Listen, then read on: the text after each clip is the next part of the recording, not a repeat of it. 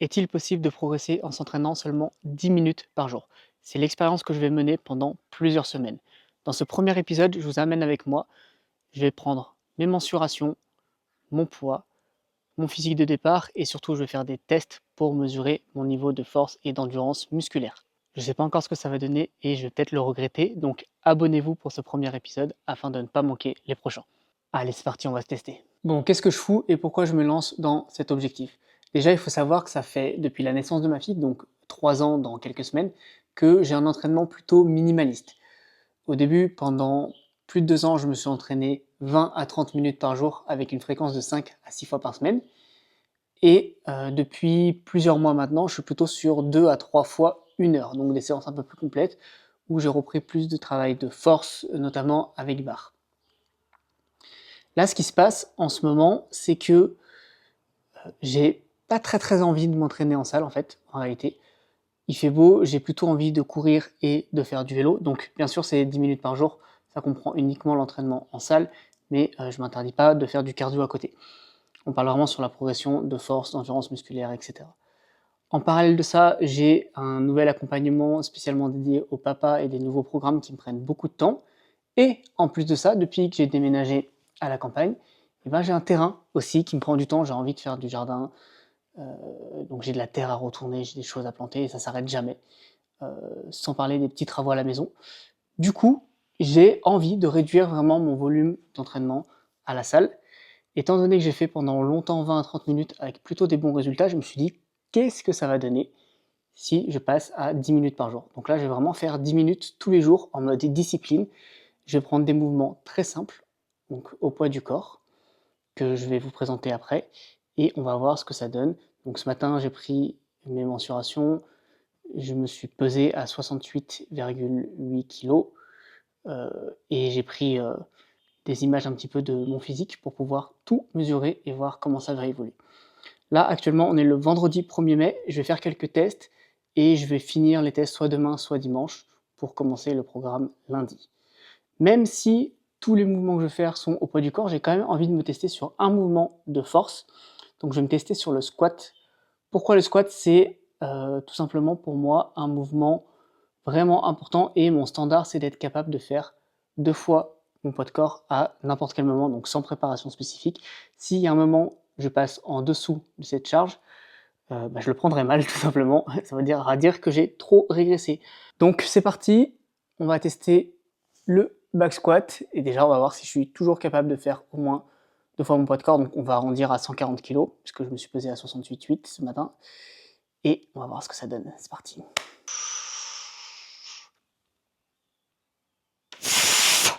Un bon moyen de progresser en mobilité, c'est de passer du temps dans les positions qui posent problème. Donc comme vous voyez, j'aime bien inclure des pauses lors de ma montée en charge dans mes échauffements.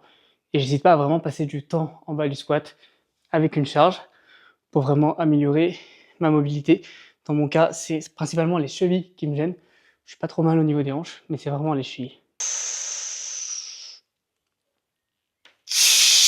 Pour qui je me prends, moi, à garder les lunettes de soleil à l'intérieur? Personne m'a rien dit.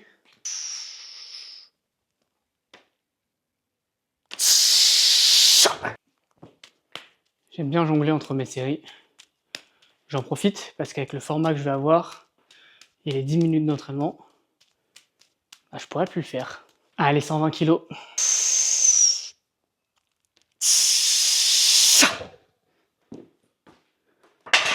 Je suis pas sûr du tout des 140.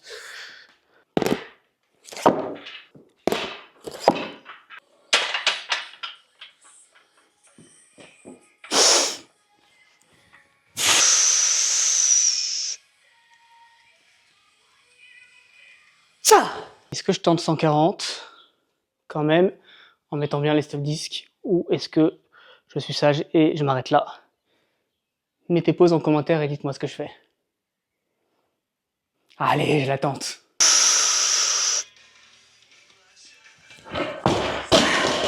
Ça faisait longtemps que j'avais pas échoué une barre. Bon. Et ben tant pis, contrat pas rempli. 130 kg, validé. Je pense que 135, ça y est, mais bon, dans ma tête, je veux valider 140 tout le temps, donc c'est pas grave, c'est pas pour aujourd'hui. La question c'est est-ce que je vais arriver à maintenir au moins 130 kg avec mes 10 minutes par jour. Ce qui est sûr, c'est que je reprendrai la barre après avec du squat un petit peu plus fréquemment. Là, je sens que les jambes, c'est pas trop le problème. C'est vraiment plus au niveau du bas du dos. Et j'ai peur qu'avec le programme que je vais faire, je me progresse bien en jambes, mais le fait de ne pas mettre de charge sur la colonne, peut-être que ça me posera problème. Donc on va voir si j'arrive à garder au moins 130 kg sur le squat, ou alors si c'est une catastrophe. Et bien sûr, niveau sécurité, normalement, vous avez des sécus ou quelqu'un qui vous part. Moi, ça fait plus de 10 ans que je m'entraîne en force. J'ai droppé des milliers de barres derrière moi, donc je sais le faire en toute sécurité et je sais que j'ai un squat qui me permet de la lâcher derrière facilement et de jamais me faire emporter vers l'avant, mais ne faites pas ça chez vous. Ah, je suis pas content quand même. Bon, je profite des chaussures d'haltéro pour le deuxième test. Un des exercices que je vais utiliser pour les jambes en unilatéral, ce sera les pistol squats. Il y a plein de façons de régresser. Si vous êtes totalement débutant, on pourrait faire des fentes. On pourrait faire des fentes plus ou moins serrées.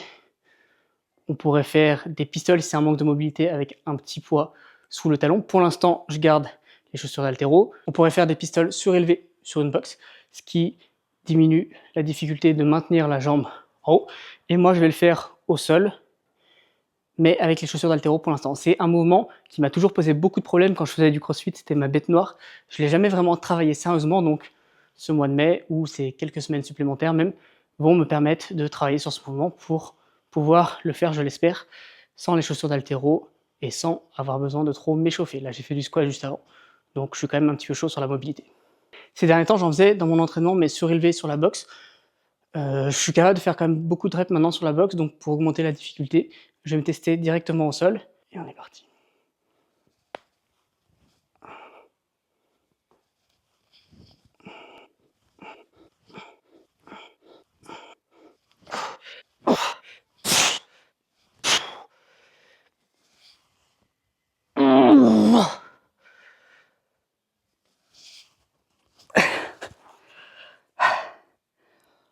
« 11 reps. C'est intéressant parce qu'il y a plusieurs difficultés.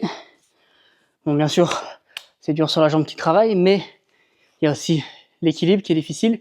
Et mine de rien, il y a les fléchisseurs du côté opposé pour maintenir la jambe qui travaillent aussi.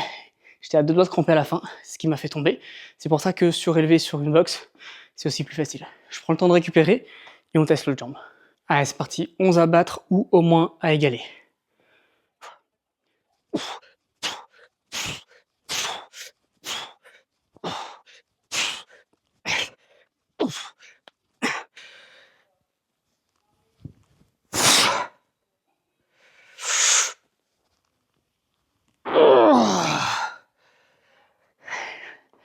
Bah, une de plus si je dis pas de bêtises.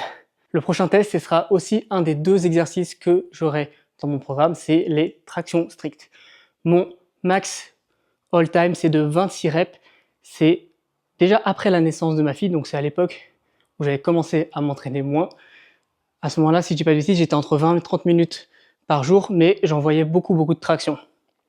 Et j'avais fait un max rep de 26 dans un cadre incroyable, c'était dans un camp Trinity avec toute une équipe de personnes qui m'encourageaient, qui comptaient mes reps.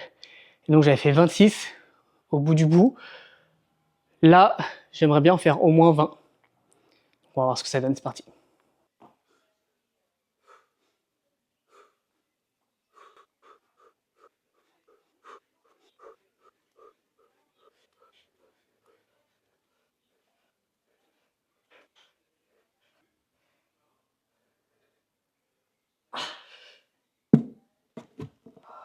On a fait les jambes et le tirage, maintenant pousser. Prochain test qui sera également un de mes exercices, c'est les pompes. Pour l'expérience, c'est important de mettre un standard qui est vraiment reproductible. Donc au niveau de l'exécution, c'est bras tendus en haut, poitrine qui touche le sol à chaque répétition. Et surtout, je vais m'interdire de marquer plus d'une seconde de pause en haut, tout simplement parce que si je commence à mettre des pauses en haut, bah, ça peut devenir un peu plus mental pour savoir à quel point je vais aller chercher loin. Et ce sera plus dur de reproduire vraiment l'effort et de mesurer la progression ou la régression purement physique. Donc, c'est des pompes, j'enchaîne, et dès que j'ai besoin de prendre un temps de pause en haut, supérieur d'une seconde, je m'arrête. Là, j'ai aucune idée du nombre de reps que je peux faire.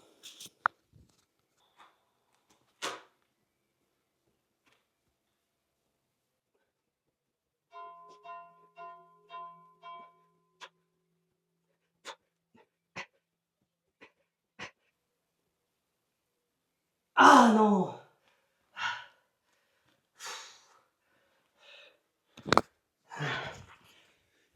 Frustrant cette règle de pause. J'ai l'impression que j'aurais pu en avoir encore beaucoup en mettant des pauses, mais c'est pas grave, au moins on a un test.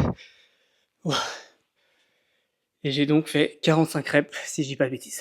Ok, dernier test pour aujourd'hui, pour la chaîne postérieure et les ischios. Je me suis un petit peu creusé la tête sur les ischios parce que je voulais que ce soit accessible et qu'il n'y ait pas besoin de beaucoup de matériel. Donc, vous verrez sur les prochains tests, mais je vais utiliser une kettlebell une fois par semaine pour faire des swings. Et là, pour avoir de la flexion de genou, j'aurais pu mettre des leg curls aux anneaux. J'aurais pu mettre du Nordic curl, mais c'est un mouvement assez avancé. J'ai choisi de faire un truc très simple que n'importe qui peut faire, des leg curls à l'élastique. Donc pour standardiser le test, j'ai bien noté la hauteur à laquelle j'ai mis l'élastique. J'ai mis les pieds du banc à 1 mètre du plateau, donc on a environ 1,50 m par rapport au point d'ancrage.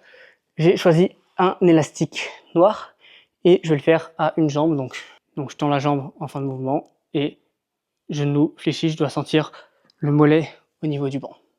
J'ai aussi mis un petit amat, pas parce que je suis fragile des fesses, mais parce que ça me permet de surélever et de ne pas avoir le pied qui traîne au sol tout simplement.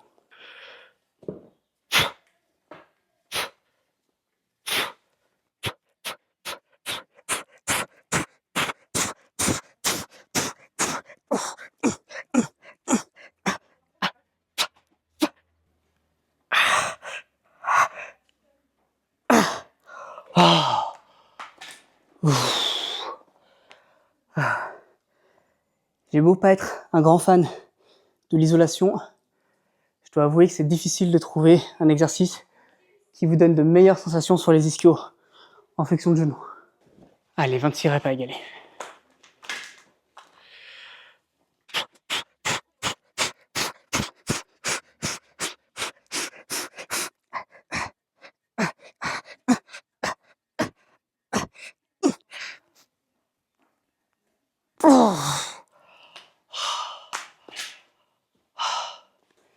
C'était un peu plus dur ce côté. En joueur du squat avec la barre, les 4 tests que j'ai fait aujourd'hui, c'est 4 exercices que je vais mettre dans mon programme. Et demain, ou après-demain, je ne sais pas encore, parce que je vais prendre un jour de repos après les max, je vous présente les 4 autres exercices. Donc il nous reste encore un exercice de tirage, un exercice de poussée, un exercice pour les quadriceps et un exercice pour la chaîne poste. À demain. On est parti pour le deuxième jour de test. On va commencer par la poussée. Hier, on a fait de la poussée horizontale avec les pompes. Là, l'objectif, c'était de tester la poussée verticale. Donc pour ça, je vais faire des handstand push-up. Pour ceux qui n'ont pas le niveau, on pourrait faire des pike push-up. Il y a différents degrés, différents niveaux de difficulté. Ce mouvement, c'est un mouvement sur lequel j'étais très fort à l'époque du CrossFit. J'étais pas loin des 30 reps. Je crois même que j'avais dépassé les 30 reps. J'en ai plus trop fait ces derniers temps. Donc on va voir ce que ça donne. Ça va être la bonne occasion pour le retester et retravailler dessus. C'est parti.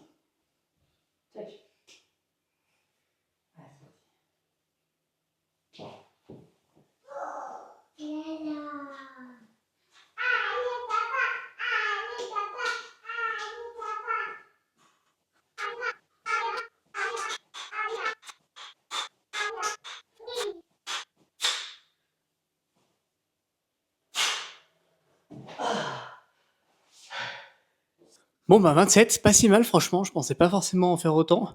Je m'attendais à faire une vingtaine de reps, enfin autour de 20. Donc plutôt content. Allez, deuxième test pour le bas du corps. J'aurais pu choisir des squats, j'aurais pu faire des squats avec une kettlebell éventuellement, mais je voulais vraiment rester le plus possible au poids du corps, donc j'ai choisi les CC squats. Il y a plein de régressions possibles, on peut jouer sur l'amplitude, on peut servir plus ou moins des mains. Moi, mon standard, ça va être de mettre juste un doigt ici, je le garde pour l'équilibre. Je peux le faire vraiment sans m'aider du tout, mais ça va être trop limité par l'équilibre et d'une série à l'autre, je peux juste perdre l'équilibre tout simplement et ça casse ma série. Donc pour que ce soit vraiment un effort musculaire, je vais juste mettre le doigt ici pour garder l'équilibre en faisant attention de ne pas trop appuyer. Et au niveau de mon standard, je vais chercher à vraiment amener le bassin en rétroversion, toucher les genoux au sol et remonter. Je dois rester en rétroversion. Donc si à un moment je remonte comme ça, la série s'arrête.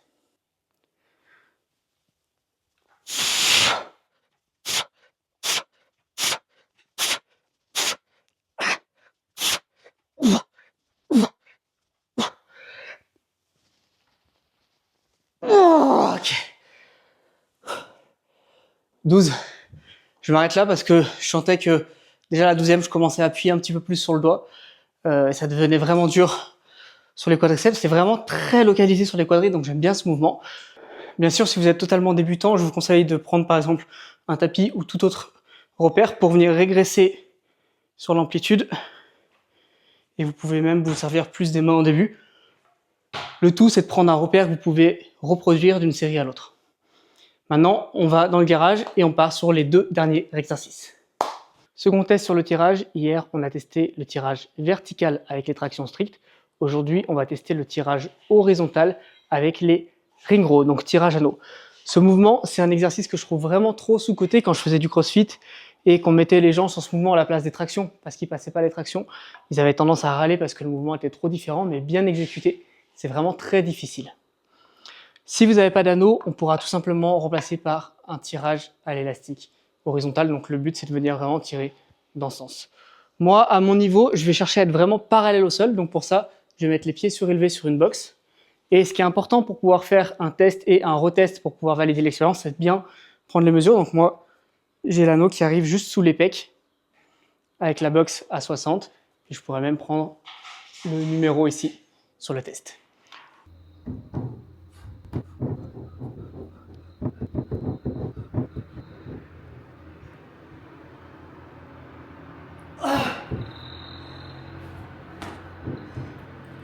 Dernier test, il nous en manque un pour la chaîne postérieure. On a eu les leg curls vraiment orientés ischio. Je voulais un exercice qui était plus sur un pivot de hanche et qui recrute bien les fessiers. J'ai beaucoup réfléchi, je voulais un truc qui soit accessible, mais en même temps, j'ai plein de kettlebells, donc ce serait dommage de m'en priver. Donc j'ai choisi de faire des kettlebells swing. Si c'est pas possible pour vous, que vous avez juste une paire d'élastiques ou plusieurs élastiques, on va prendre un élastique assez fort et vous pourrez faire, je vais vous mettre les vidéos, soit du bandit good morning, soit du bandit pull throw. Kettlebell swing, pour ceux qui sont un peu familiers avec ça, j'utilise la technique qu'on appelle hardstyle, donc je me concentre pas trop sur les bras, c'est juste des sangles et je vais concentrer pour vraiment faire une grosse extension de hanche, amener la kettlebell à peu près au niveau des yeux. C'est pas ultra standardisé, mais c'est pas grave, c'est un mouvement que je ressens très bien sur les fessiers. Pour la petite anecdote, quand je faisais du crossfit, j'étais un petit peu amnésique des fessiers, c'est-à-dire que j'arrivais pas du tout à les ressentir. Et je me suis fait un challenge à un moment, 10 000 swings en un mois. Ça doit faire un truc du style 350 par jour. Et ça va complètement débloquer la situation. Maintenant, quand je fais les swings, je cherche volontairement à contracter un petit peu les fessiers sur l'extension de hanche. Et je sens vraiment très très fort les fessiers. Donc c'est parfait.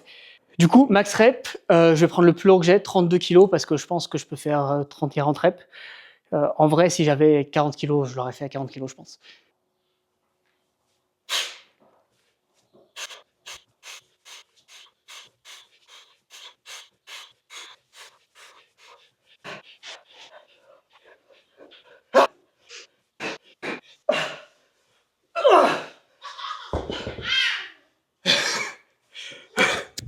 J'ai la fille qui se moque de moi. Je me suis arrêté, j'ai senti que je partais complètement sur l'avant sur la dernière rep. Bon bah c'est cardio, mais surtout j'ai un excellent ressenti sur les fessiers. Ok, on en a terminé avec les tests. Donc pour rappel, j'ai testé la force sur le back squat juste pour tester un mouvement de force. Ça a été ma plus grosse déception. Je suis pas vraiment content de cette perf, donc je la garde en tête. J'ai testé du coup sur la chaîne postérieure les leg curls à une jambe à l'élastique et les kettlebell swing.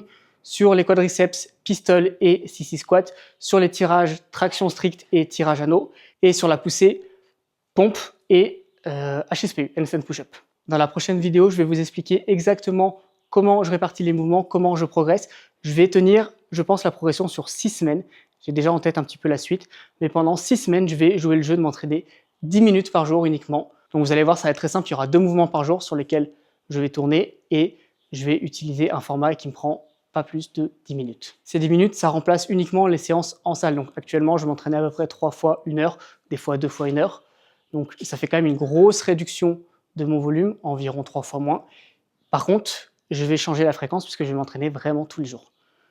À côté de ça, je continue le cardio, donc je cours, je fais du vélo, plus ou moins le vélo en fonction de la météo, mon temps disponible, et j'essaye d'aller nager 1 fois par semaine. N'hésitez pas à me dire en commentaire si vous pensez qu'avec ce format, je peux progresser, si vous pensez que je vais progresser sur le mouvement du corps, mais que mon squat à la barre, il va encore chuter, ou si vous pensez que je vais juste me maintenir et que je vais ni progresser ni régresser. N'hésitez pas, lancez vos pronostics en commentaire et on aura la réponse dans 6 semaines.